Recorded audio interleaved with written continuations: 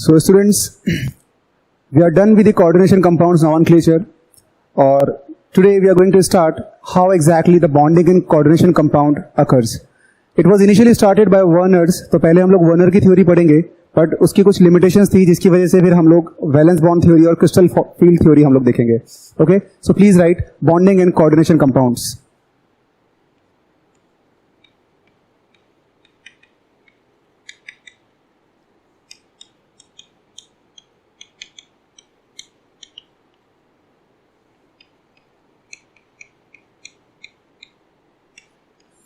First of all I'll explain you the Werner's work.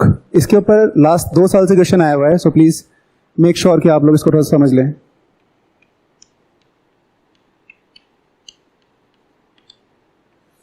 Werner की theory में Werner ने क्या किया था, कोबाल्ट क्लोराइड COCl3 और NH3 को डिसॉल्व करके एक दूसरे में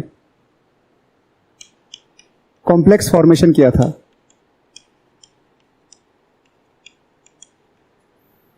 ठीक है, so what happen, COCl3 and NH3 they combine together to form few compounds. COCl3.6 molecule of NH3, COCl3 5 molecule of NH3, COCl3 4 molecules of NH3. Then जो compound बने उसको reaction with AgNO3 which formed AgCl as PPT. ठीक है, जो भी उसके बाद जो कॉम्प्लेक्स बने, इन दोनों की रिएक्शन से जो कॉम्प्लेक्स बने उसको उसने AgNO3 के सॉल्यूशन से रिएक्ट करवाया and as a result AgCl बना. एंड AgCl जो बना वो एज अ PPT के फॉर्म में बनता है. तो उसने ये नोटिस किया कि number of moles of AgCl कितने बने. तो फर्स्ट केस में उसने देखा कि 3 मोल्स ऑफ AgCl बने, सेकेंड केस में 2 मोल बने और थर्ड केस में 1 मोल बना AgCl का. ठीक है, इसका मतलब क्या है कि जो क्लोराइड आयन थे वो कितने क्लोराइड आयन रिप्लेस हुए हैं वो हमें ये बताएगा. फॉर एग्जाम्पल, जब मुझे पता लगा कि 3 Cl- आयन्स रिप्लेस हुए हैं तो मतलब जो कॉम्प्लेक्स बना होगा उसका फॉर्मूला क्या होगा,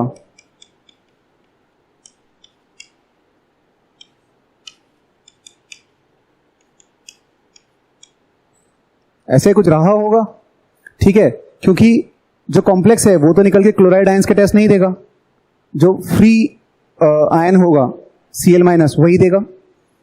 तो अगर COCl3.6 NH3 6 moles of AgCl दे रहा है, इसका मतलब it has 3 moles of Cl- ion. तो ये Cl- ही एग्जैक्टली AgCl बनाया होगा इसने. तो कॉम्प्लेक्स फॉर्म्ड है CONH3 6 + 3. सेकेंड केस में जहां मुझे पता है कि 2 मोल ऑफ AgCl बन रहे हैं, इसका मतलब क्या है कि यहां अंदर क्या रहा होगा,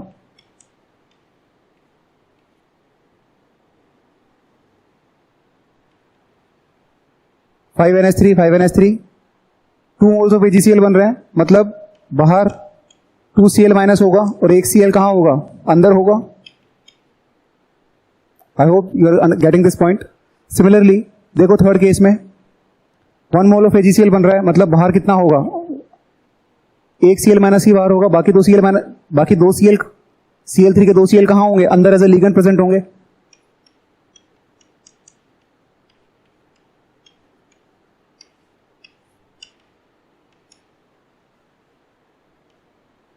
ये चीज समझ में आई आप लोगों को.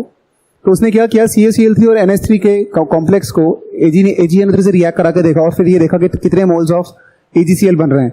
तो जितने मोल्स ऑफ AgCl बन रहे हैं मतलब उतने ही Cl- प्रेजेंट थे इसके कॉम्प्लेक्स में. उसके हिसाब से उसने देखा कि कॉम्प्लेक्स कौन कौन से बन रहे हैं. ठीक है, इनकी प्रॉपर्टीज अलग अलग थी, इनके कलर्स अलग अलग थे. तो इनके बेसिस पे वर्नर ने कुछ अजम्पशंस, कुछ पोस्टुलेट्स दिए कि एग्जैक्टली कॉम्प्लेक्स फॉर्मेशन होती कैसे है. ठीक है, so next will C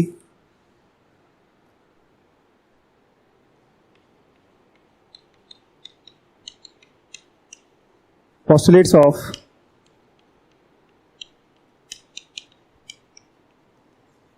Werner's theory. Okay, तो वर्नर की थ्योरी के पोस्टुलेट क्या थे?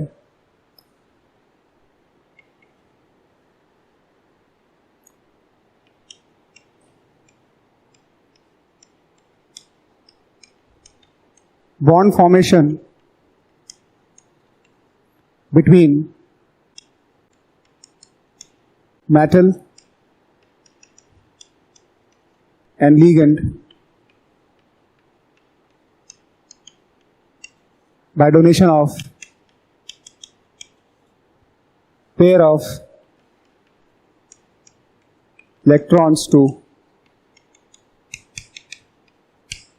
metal ion.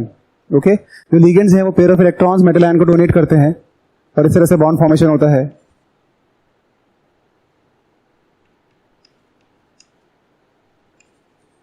Ions of ligands do not possess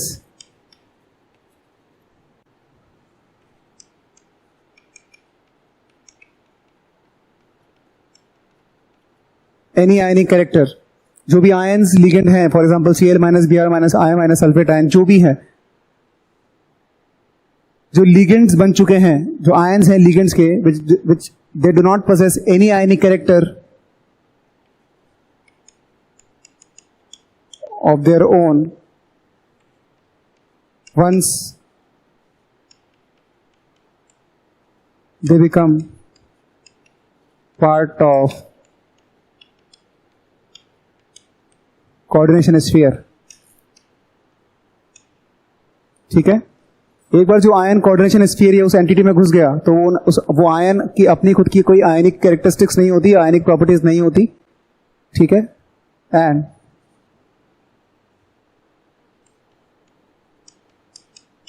complex does not possess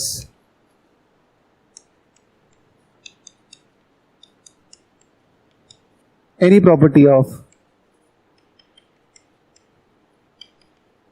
its metal and ligands. Complex जो है अपने मेटल और लिगेंड्स की कोई प्रॉपर्टी पोजेस नहीं करता. कंपाउंड्स की प्रॉपर्टीज बिल्कुल, कॉम्प्लेक्स की प्रॉपर्टीज बिल्कुल सेपरेट होती है अपने मेटल्स और लिगेंड्स के कंपैरिजन में.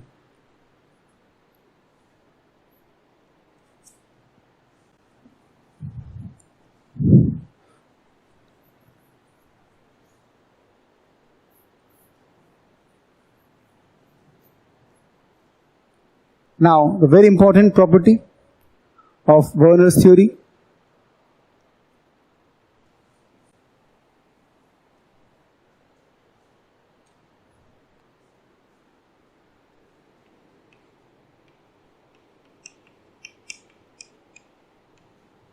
metal possess two kinds of valencies.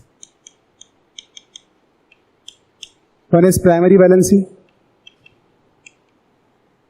one is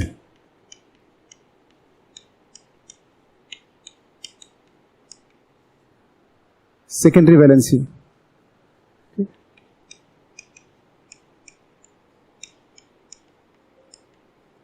What is primary valency?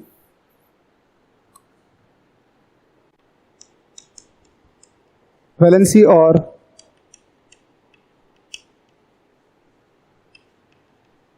oxidation state of metal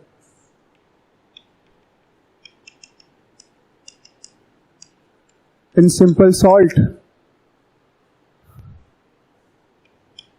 For example, COCl3.6NH3. तो COCl3 में कोबाल्ट +3 ऑक्सीडेशन स्टेट शो कर रहा है, तो ये जो +3 है ये इसकी प्राइमरी वैलेंसी है.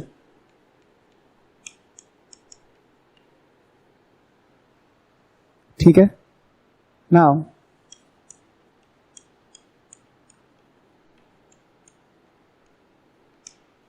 secondary valency, or we can say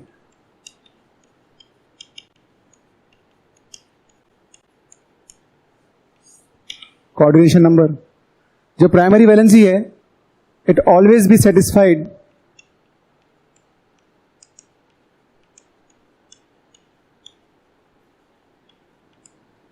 by negative ions. Primary valency हमेशा नेगेटिव आयन से ही सेटिस्फाई होती है। For example cobalt CO3 plus Cl minus Cl minus Cl minus 3 bar CuCl3, it become cobalt plus 3 oxidation state. तो इस cobalt plus 3 की oxidation state को कौन satisfy कर रहा है? कोई negative ion. And what is secondary valency?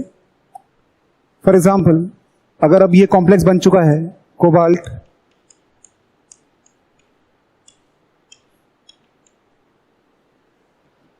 NH36 plus 3, सो आप देखेंगे कि यहां कोबाल्ट में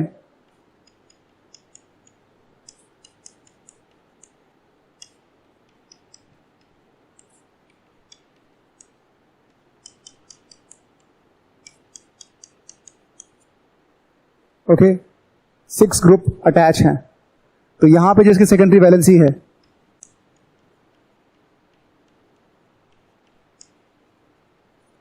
वो कितनी है? 6। इसी को हम क्या बोलते हैं? इसका कोऑर्डिनेशन नंबर। ठीक है, तो ये जो कोऑर्डिनेशन जो सेकेंडरी वैलेंसी है it can be satisfied by neutral और नेगेटिव आयंस। ठीक है, नेगेटिव आयंस भी सेटिस्फाई कर सकते हैं कोई न्यूट्रल, फॉर एग्जांपल जो न्यूट्रल लीगेंड्स होते हैं अमोनिया H2O, वो भी इनको सेटिस्फाई कर सकते हैं। सो मेटल जो है अपनी प्राइमरी और सेकेंडरी वैलेंसी को सेटिस्फाई करता है, तभी वो कोऑर्डिनेशन कंपाउंड बनाता है।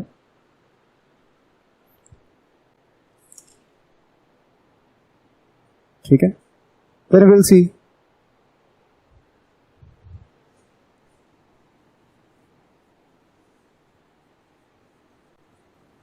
The limitations of Werner's theory.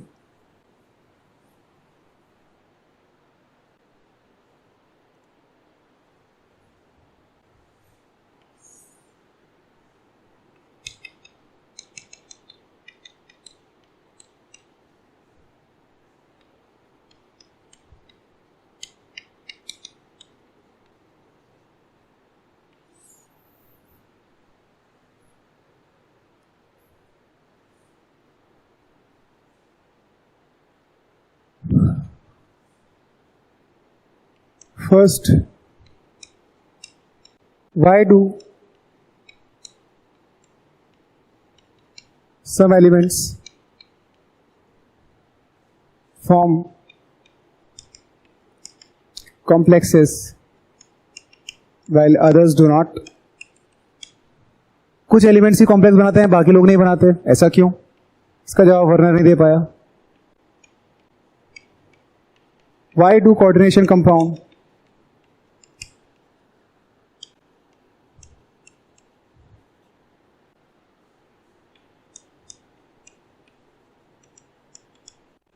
have definite geometry?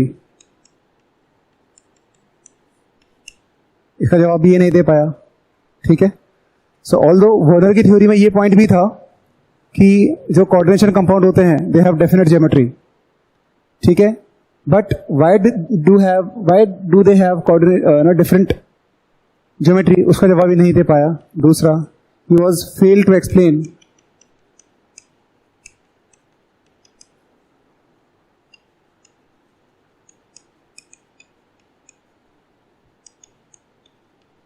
magnetic behavior of coordination compound.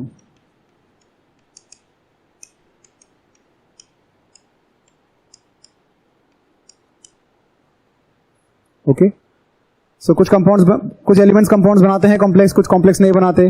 Why do coordination compound have definite geometry? What about the magnetic behavior of coordination compound? Okay, so ये इसके बारे में Werner नहीं बता पाया। सो इसको explain करने के लिए बाद में we will study about two theories. So bonding in coordination compound को एक्सप्लेन करने के लिए हम लोग दो थ्योरी पढ़ेंगे। एक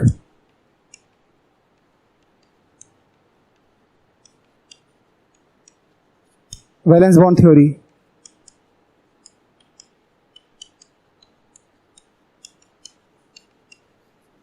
एक क्रिस्टल फील्ड थ्योरी। इसको बोलते हैं हम लोग VBT, इसको बोलते हैं CFT. Okay, so we'll study these two theories in coordination compound. Let's begin with valence bond theory. Valence bond theory आप लोगों ने 11th क्लास में केमिकल बॉन्डिंग में पढ़ी होगी. कुछ कॉन्सेप्ट वहीं से उठाया हुआ है. ऑल्दो VBT की कुछ लिमिटेशंस की वजह से आपको थोड़ी सी दिक्कत होगी कुछ एक स्ट्रक्चर याद करने में. मतलब you have to literally learn those structures, but वो लिमिटेशन थी इसकी, और एग्जाम में अक्सर पूछ लिया जाता है. ठीक है. Next will study the valence bond theory.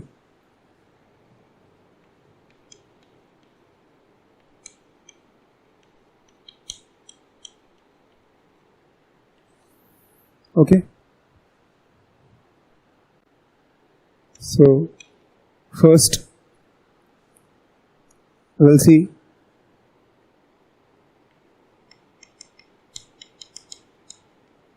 metal ligand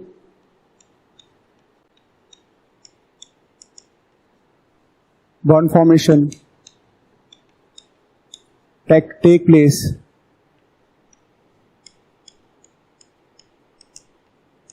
by donation of pair of electrons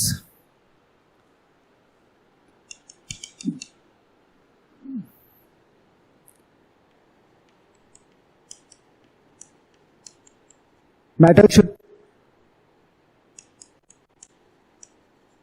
should possess requisite amount of vacant orbitals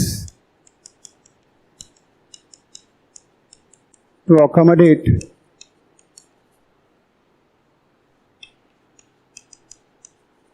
pair of electrons donated by ligands. तो ligands जो pair of electrons donate कर रहे हैं metal के पास में, इतने vacant, इतने sufficient amount of D, not only D but yes SP, तो वेकेंट अमाउंट ऑफ ऑर्बिटल्स होने चाहिए ताकि वो पेयर ऑफ इलेक्ट्रॉन्स उनको अकोमोडेट कर सके. Next is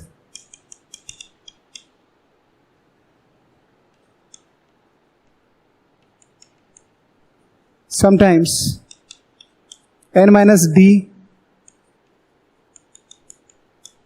orbital electrons paired up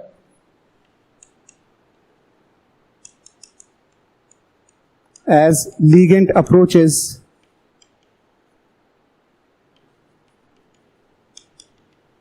metal ion to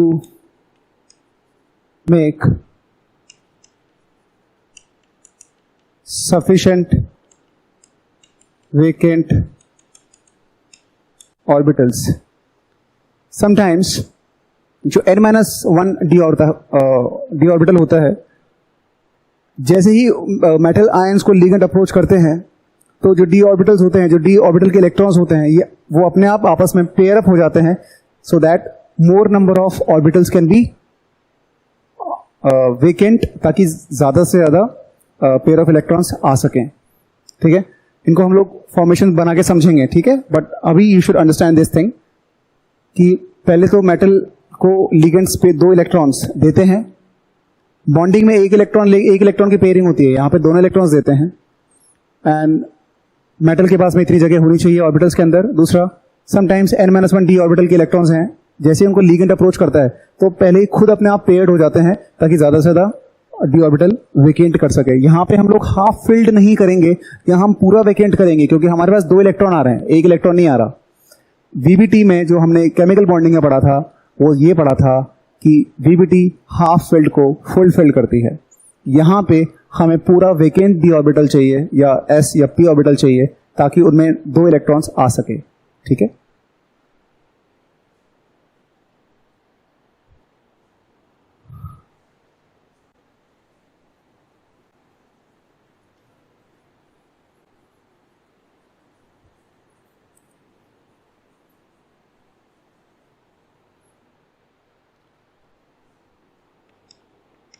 It defines some geometry of complexes as per the hybridization.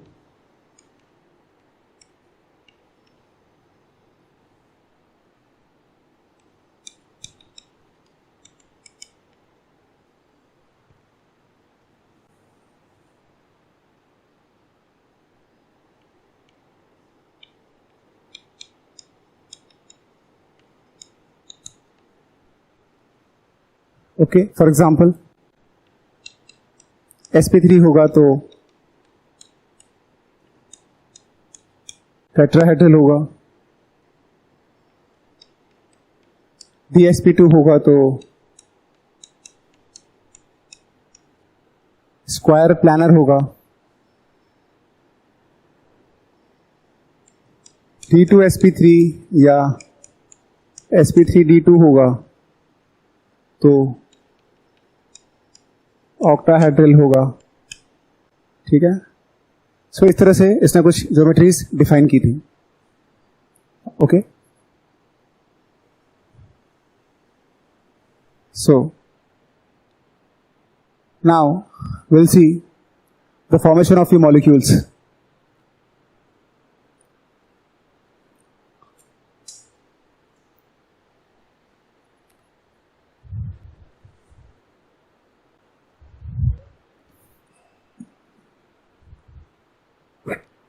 So let's see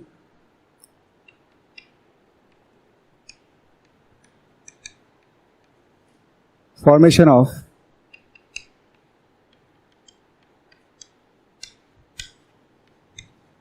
FeCN6-3। ठीक है, यहां पे हमें पता है जो Fe है इसकी ऑक्सीडेशन स्टेट यहां पे +3 है,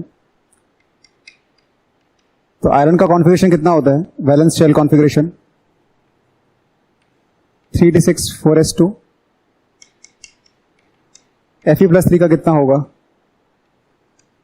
3d5 4s0। ये चीज समझ में आई क्या? Fe+3 का कितना होगा? 3d5 4s0।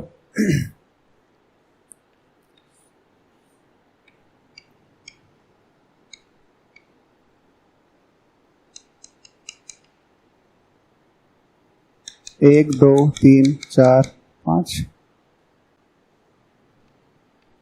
This is 3d, 4s, this is 4p। ठीक है, 3d 4s and 4p। 4s 0 है, 4p भी 0 ही होगा। अब इसको 6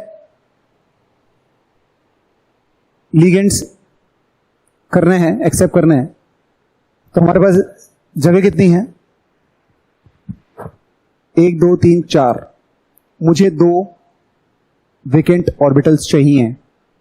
Cn is a very strong ligand, तो जैसे ही ये Fe को अप्रोच करेगा तो जो डी ऑर्बिटल्स हैं वो पेयर अप हो जाएंगे और हाइब्रिडाइज ऑर्बिटल्स बन जाएंगे। सो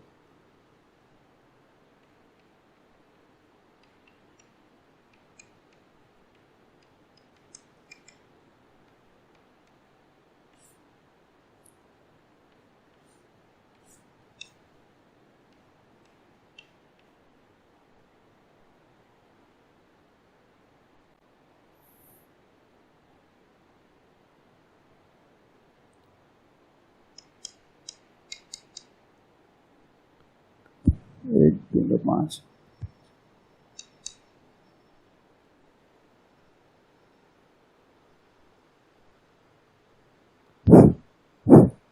ठीक है, so we have now 4s and 4p।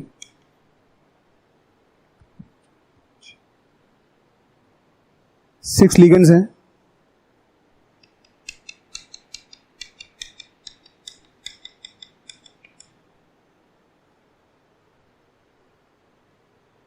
ठीक है, तो ये हाइब्रिडाइज ऑर्बिटल्स हैं। It will be d2sp3। तो कितने क्या हाइब्रिडाइज्ड है? हाइब्रिडाइजेशन इसका d2sp3, so it will be octahedral structure. ठीक है, आया समझ में? सबसे पहले हम लोगों ने Fe का वैलेंस शेल कॉन्फ़िगरेशन लिखा Fe+3, क्योंकि यहाँ पे Fe+3 वाली की फॉर्म में ही है, तो इसका हमने देखा कितना होता है 3d5 4s0, 3d में 5 4s0 और 4p भी 0। अब now we have to make hybridized orbitals. जैसे Cl- अटैक करेगा, मुझे यहाँ पे 6 खाली चाहिए, तो 1 2 3 4 2 और चाहिए। सो ये क्या होगा, ये आगे जंप कर जाएंगे, सो इट विल बिकम दिस, और ये 2 खाली हो जाएंगे। सो 1 2 3 4 5 6 Cn- क्रॉस से मैंने रिप्रेजेंट किया हुआ है, एक यहाँ बन जाएगा, कि यहाँ बन जाएगा, कि यहाँ बन जाएगा, यहाँ बन जाएगा, यहाँ बन जाएगा, इट विल बी D2sp3। यहाँ पे एक चीज ध्यान देने वाली बात है, हाइब्रिडाइजेशन में जो ऑर्बिटल्स पार्टिसिपेट कर रहे हैं, ये 3d और 4s और 4p, मतलब ये क्या है, n-1d है, ये ns है और ये np है। आया समझ में? ns और np, 4s और 4p, n-1d मतलब 3d, तो ये n-1d, इसको ध्यान रखना, आगे हम लोग देखेंगे कि ये लोअर स्पिन कॉम्प्लेक्सेस होते हैं। ठीक है, सो इट इज n-1d, यहां हम लोगों ने लिखा हुआ है। Sometimes n-1d orbitals electrons paired up as ligand approaches, तो जैसे ही लिगेंड ने अप्रोच किया, n-1d ऑर्बिटल्स ने क्या किया, अपने आप को पेयर अप कर लिया और स्पेस खाली कर दी लिगेंड्स के पेयर ऑफ इलेक्ट्रॉन्स के लिए। सो it is the basically formation of efficiency 6-3। Fine, now will see CrNH36।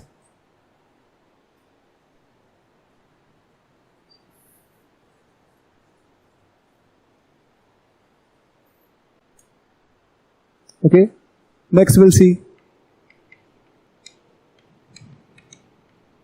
formation of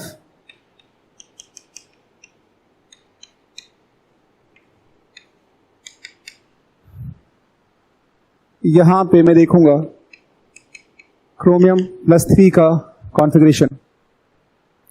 chromium का कॉन्फ़िगरेशन कितना होता है, 3d5 4s1। ओके,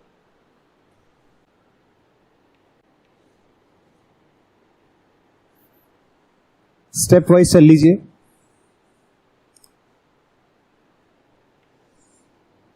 क्रोमियम का कॉन्फ़िगरेशन लिखूंगा मैं सबसे पहले, 3d5 4s1।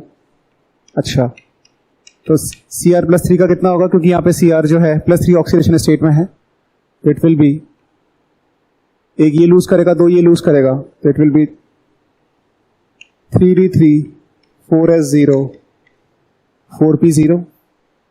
ठीक है, तो ये कुछ ऐसे बन जाएगा।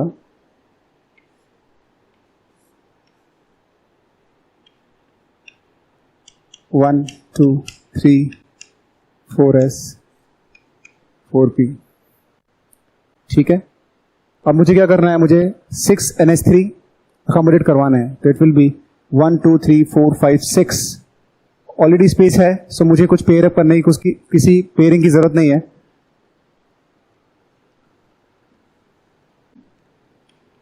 So Cr+3 hybridized orbitals क्या होगा,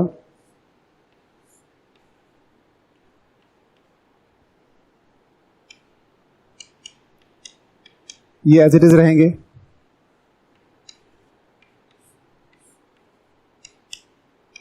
फोर एस और 4p और ये 3d। सो n-1d और 4s और 4p हाइब्रिडाइज होंगे, तो ये सारे जो हैं ये हाइब्रिडाइज होकर क्या बनाएंगे, it is D2sp3 D2sp3।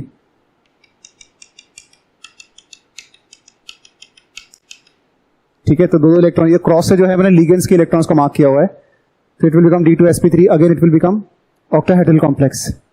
Fine, next discuss CuF6।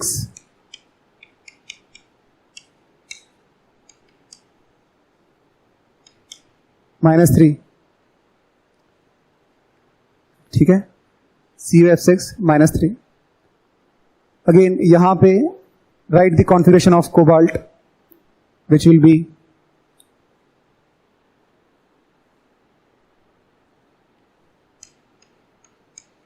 3d7 4s2 cobalt +3 कितना होगा?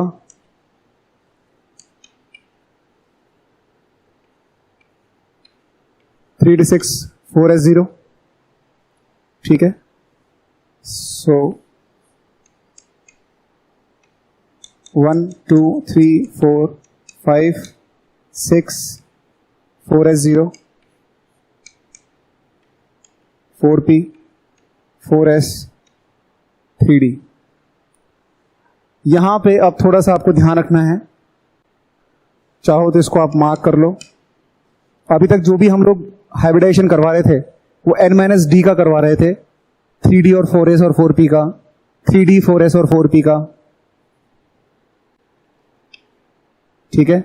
यहां पे अब थोड़ा सा आपको देखना पड़ेगा, ये कोबाल्ट +3 है। Now I will draw cobalt +3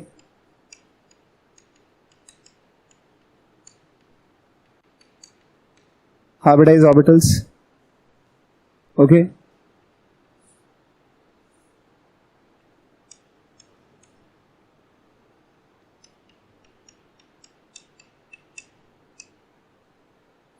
छह इलेक्ट्रॉन्स यहां पे हैं 3d के अंदर। It was basically 4s 4p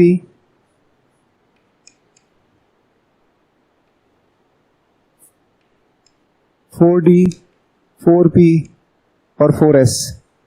तो जो मुझे जगह बनानी है अब 6 फ्लोरीन लिगेंड्स के एटम्स के लिए, तो वो ये पेयरिंग अप नहीं होगा, ठीक है।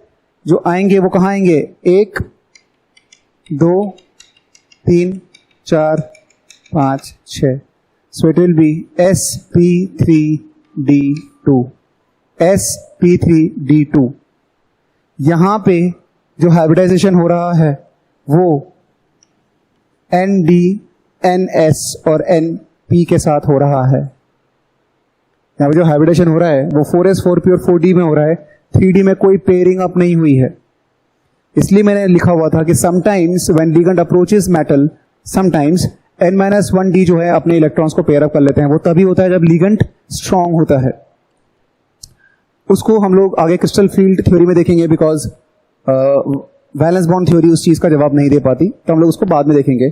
लेकिन fluorine is not so good ligand, तो एज ए रिजल्ट 3d के साथ में पेयरिंग अप, वो इसको पेयर अप नहीं कर पाएगा। ये 4d 4p और 4s में ही अपने इलेक्ट्रॉन्स को डालेगा और एनहेंस ये बनेगा। ये भी sp3d2, इसका स्ट्रक्चर भी ऑर्बिटल होगा, लेकिन इसमें हाइब्रिडाइजेशन 4d को इन्वॉल्व करेगा। बाकी जो हम लोगों ने एग्जांपल्स देखे, इसमें हम लोगों ने क्या देखा था कि n-1d के साथ में हाइब्रिडाइजेशन ऑर्बिटल्स बना रहा था।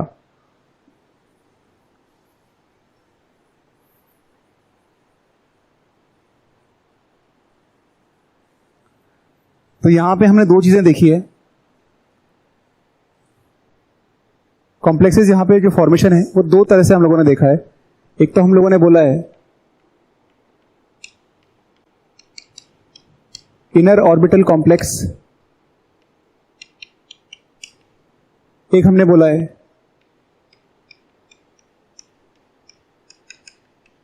Outer orbital complex. Inner orbital complex को हम लोग लो स्पिन कॉम्प्लेक्स भी बोलेंगे और इसको हम लोग हाई स्पिन कॉम्प्लेक्स भी बोलेंगे। इनर ऑर्बिटल कंपैरेटिवली डायमैग्नेटिक होते हैं और less number of unpaired electrons होते हैं। इनर ऑर्बिटल्स में क्योंकि n-1d के इलेक्ट्रॉन्स अपने आप पेयर अप हो जाते हैं, तो उसमें नंबर ऑफ अनपेयर्ड इलेक्ट्रॉन्स कम होते हैं या फिर वो डायमैग्नेटिक होते हैं। आउटर ऑर्बिटल्स में क्या होता है, और इसमें जो हाइब्रिडेशन जो होता है वो किसमें होता है? n-1d के साथ में होता है। यहां पे हाइब्रिडाइजेशन में nd इन्वॉल्व होता है। दूसरी बात, will be having more number of unpaired electrons और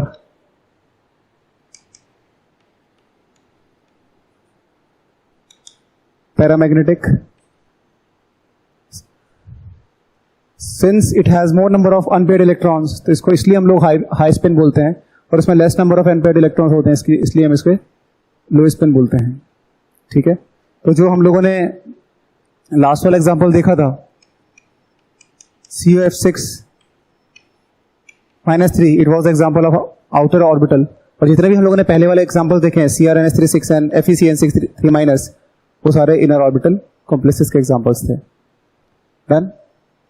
ओके, तो अभी तक हम लोगों ने जो देखा वो स्ट्रक्चर्स ऑक्टाहेड्रल थे, अब हम लोग देखेंगे square planar.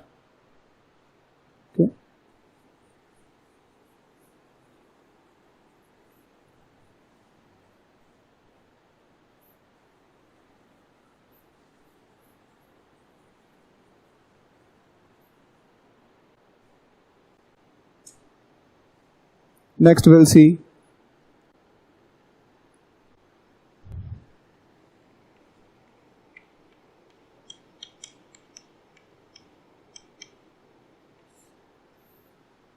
square planar.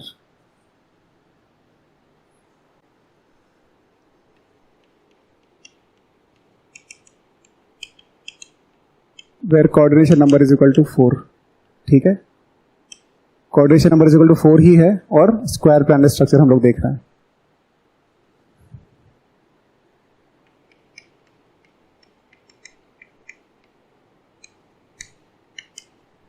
NiCN4-2, यहां पे विल सी निकल का आउटर निकल का कॉन्फ़िगरेशन कितना होता है? कॉन्फ़िगरेशन इज 3D8-4s2, यहां पे Ni+2 ऑक्सीडेशन स्टेट में है, तो it will become 3D8-4s0। Okay, so क्या बनेगा इसका? 1 2 3 4 5 6 7 8, तो 3 पेयर्ड हैं और 2 अनपेयर्ड हैं, 4s0 4p0। सो यहां पे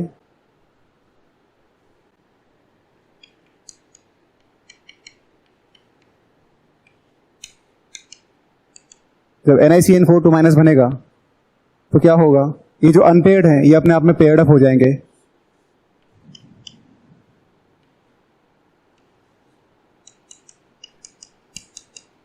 ये दोनों अनपेयर्ड हैं, ये पेयर्ड अप हो गए। ठीक है, कितने चाहिए मेरे को? 4 वेकेंट चाहिए, 1 2 3 4, 1 2 3 4, it is DsP2, that is square planar। ठीक है, सो as Cn- is approaching, 3D ने क्या किया? अपने आप को पेयर अप कर रही है, hence it forms square planar. Next will सी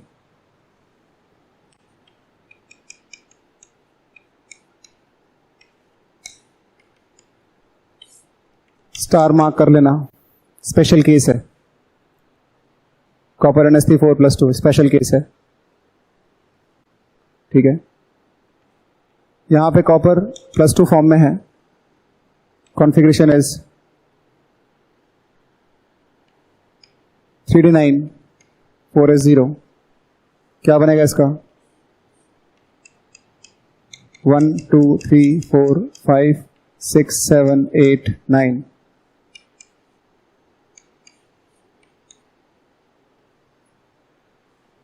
तो इट इज 3D4s 4p। मुझे 4NS3 चाहिए, तो by looking at this diagram मेरे दिमाग में एक ही चीज आती है कि अगर मुझे 4NS3 के लिए जगह चाहिए, 1 2 3 4 है तो सही, इट शुड बी sp3। ठीक है, तो यहां पे एक चीज देखना,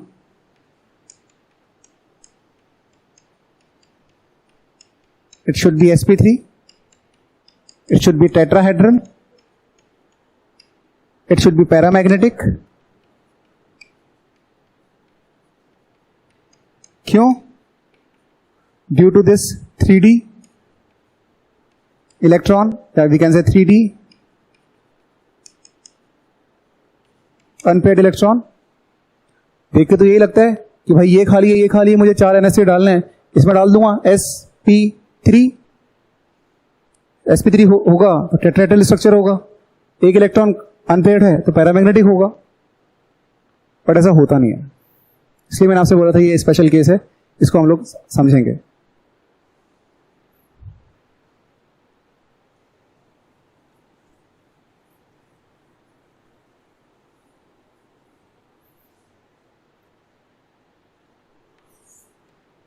जब इसको स्टडी किया, एक्सरे स्टडीज, तो देखा कि ये पैरामैग्नेटिक तो है लेकिन इसका स्ट्रक्चर टेट्राहेड्रल नहीं आ रहा। ठीक है, ये एक्चुअली में गलत था। इसको ऐसे लिखना आप लोग, ठीक है, ताकि आप लोगों को याद रहेगा। ये होना तो यही चाहिए obviously, but this is not obvious case. होगा क्या? कॉपर +2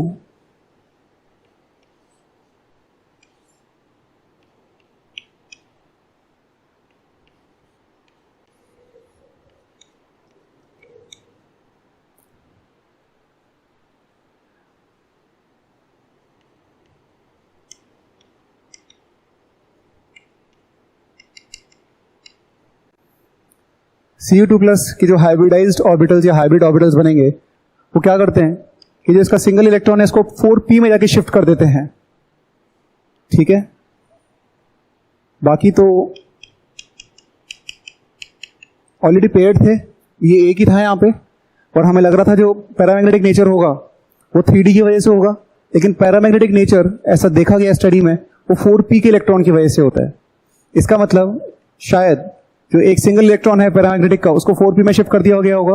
अब मुझे 4 NH3 चाहिए, 1 2 3 4। ठीक है, so it is DsP2। The structure is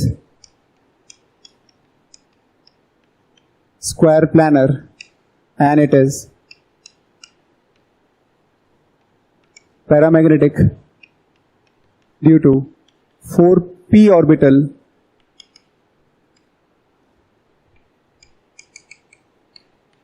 which has unpaired electron। ठीक है, तो इसका आप लोग ध्यान रखना। फाइन, नेक्स्ट इज ये स्क्वायर प्लानर देख लिया हम लोगों ने। Next will C tetrahedral case with the coordination number 4। यहां पे हम लोग देखेंगे कि हाइब्रिडाइजेशन होगा sp3। Let's see the example of Zn NH3 4 +2। Zinc का जो कॉन्फ़िगरेशन है इट इज 3d10 4s2 होता है। जिंक +2 का 3d10 4s0 होगा। ठीक है, तो यहां पे अगर मैं देखूंगा D पूरा भरा हुआ है, 4s खाली है और 4p खाली है, तो क्या होगा? Zn+2 हाइब्रिड ऑर्बिटल, ये पूरा भरा हुआ है, मुझे ये एक खाली मिल रहा है और ये खाली मिल रहा है। So these will be sp3 hybridized orbitals। It will be sp3 form tetrahedral sp3 hybridization। ठीक है, सो ये कुछ स्ट्रक्चर्स हैं जो हमने देखे।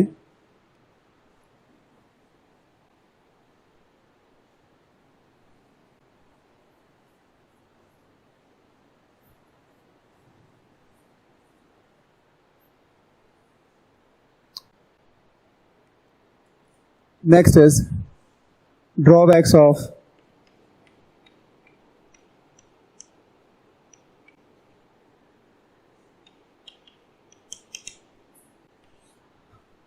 Valence bond theory. ठीक है, तो वैलेंस बॉन्ड थ्योरी के ड्रॉबैक्स क्या क्या हैं? First of all, it cannot explain low and high spin complexes। ये हाई और लो स्पिन कॉम्प्लेक्स क्यों बनते हैं वो नहीं समझा पाई।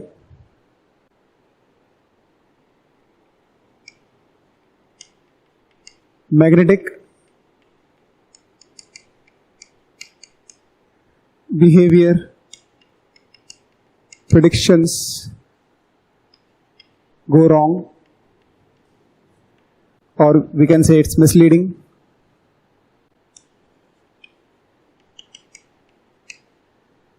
It fails to explain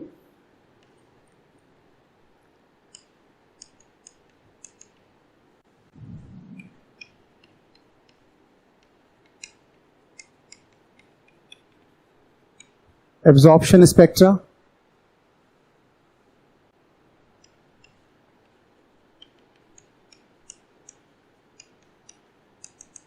fails to explain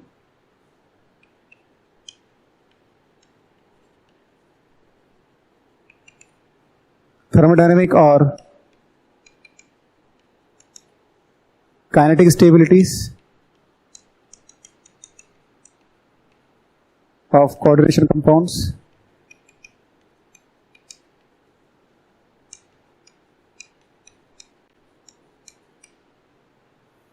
ठीक है, next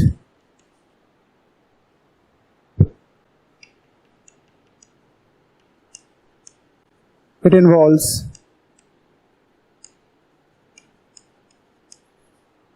number of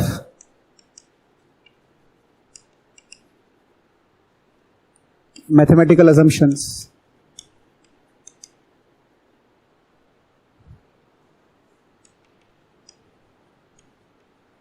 in magnetic moment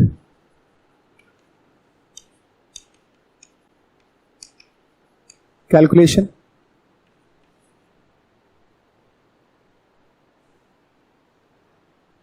fails to differentiate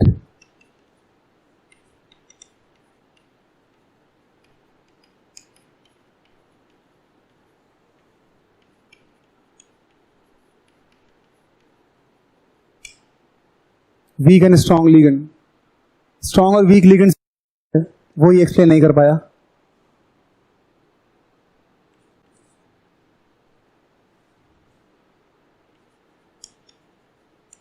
values of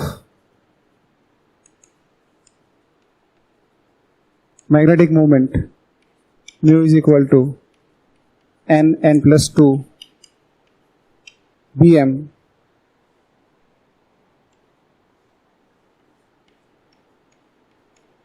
do not coincide